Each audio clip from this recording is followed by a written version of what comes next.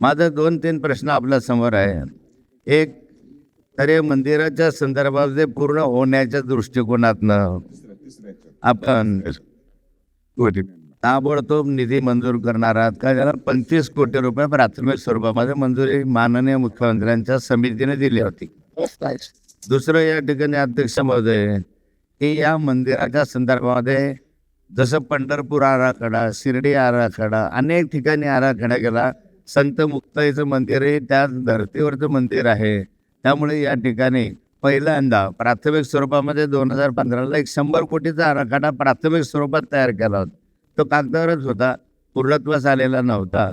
अशा स्वरूपाचा त्या ठिकाणी पर्यटन, अधिक तीर्थक्षेत्र, अधिक त्या ठिकाणी सगळ्या व्यवस्था अशा करण्याच्या संदर्भामध्ये राज्य सरकार प्रयत्न करणार आहे का? आणि दुसरं, हा प्रस्ताव जो आहे जिल्हाधिकाऱ्यांकडून आपल्याला प्राप्त झाला नाही असं म्हणण्यात आलेलं आहे. तर जिल्हाधिकाऱ्यांना प्रस्ताव आपल्याकडे आलेला आहे अशी माझी माहिती आहे. मी जिल्हाधिकाऱ्यांशी काल बोललो, त्यांनी सांगितलं आम्ही प्रस्ताव दिलेला आहे. तर तातडीने याच्या संदर्भात निधी उपलब्ध करून देणार आहात का? मंत्री महोदय, महाजनसाहेब बसा. संत मुक्ताई मंदिर, कोथळी मुक्ताई नगर, जिल्हा जळगाव या तीर्थक्षेत्रास 25/8/2014 रोजी ब वर्ग दर्जा देण्यात आलेला होता. सदर तीर्थक्षेत्र ठिकाणी विविध विकास कामे करण्याकरता शासनास 9.8 कोटी इतक्या रकमेचा प्रस्ताव त्यावेळी प्राप्त झाला होता. आणि त्यावेळी त्या 9.8 कोटीच्या प्रस्तावाला मान्यता दिली. मान्यता दिल्यानंतर त्याला पैसे दिल्यानंतर त्याचं कामही पैसे दिल्यानंतर त्याचे कामं अजून चालू आहेत. त्यातली काही कामं अपूर्ण आहेत. त्या संदर्भात जो आराखडा मंजूर झाला होता तो साधारण 25 कोटी रुपयेचा आराखडा तत्वता मान्यता त्यावेळी देण्यात आली. उर्वरित जो विषय आहे या अनुषंगानं त्या तत्कालीन मुख्यमंत्री माननीय शिंदे साहेबांच्या आदरणीय महाजन साहेबांनी त्यावेळी एक बैठक घेतली होती. आणि ती बैठक झाल्यानंतर एक अंदाजपत्रक 15 कोटी रुपयाचं अंदाजपत्रक सादर करण्यासंदर्भात सूचना त्यावेळी दिल्या होत्या. आणि त्या सूचनेच्या अनुषंगानं 15 कोटीचा प्रस्ताव कलेक्टरने सादर केला.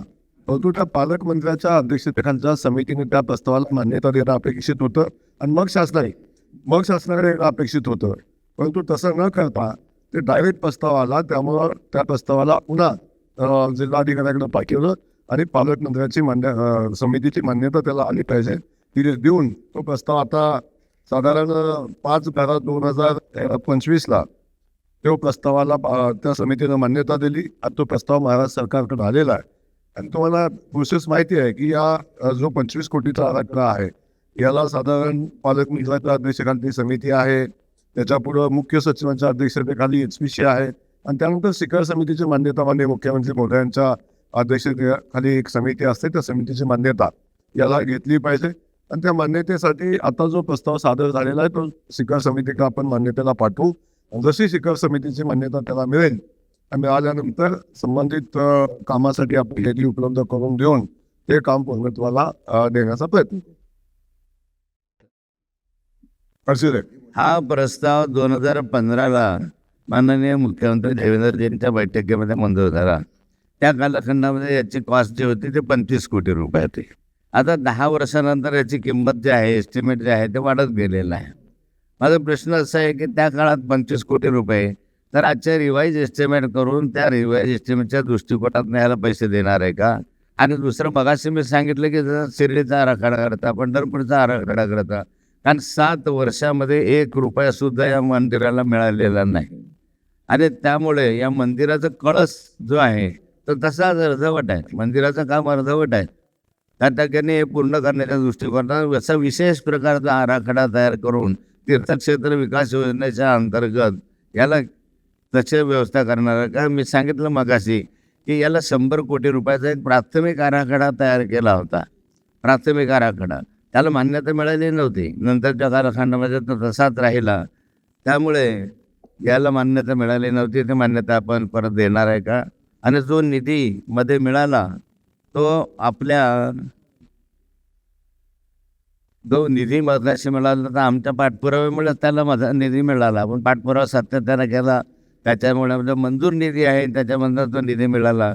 तर आता हा निधी तातडीनं देऊन त्या मंदिराच्या कळसाचं काम लवकर पूर्ण होण्याच्या दृष्टिकोनातून सरकार काय कारवाई करेल आणि याच्यासाठी पूर्ण जो 100 कोटीचा आराखडा आहे तो पुनरुज्जीवित करून त्या संदर्भामध्ये शासनाची भूमिका काय?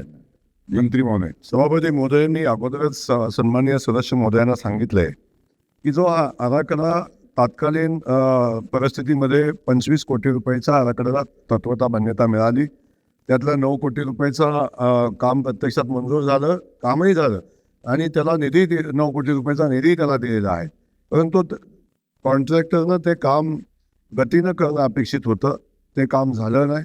ते काम गतीनं न करण्याचा परिणाम आता की त्याचे दर वाढले, किमती वाढल्या, करोना आला, करोनाच्या परिस्थितीमध्ये काय घडलं, त्यामुळे ते 9 कोटीचं काम सुद्धा पूर्णत्वाला गेलेलं नाही. त्याच्यातलं काय काम अपूर्ण आहे.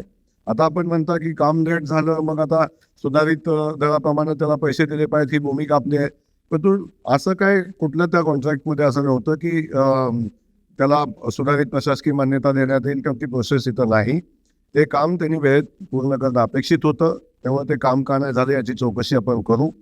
सन्माननीय सदस्य महोदय जे सांगतायत की 100 कोटी रुपयाचा आराखडा त्यावेळी आम्ही सादर केलेला होता, परंतु त्यावेळी 25च कोटीच्या आराखड्याला मान्यता मिळालेली होती, तत्वता मान्यता मिळाली होती.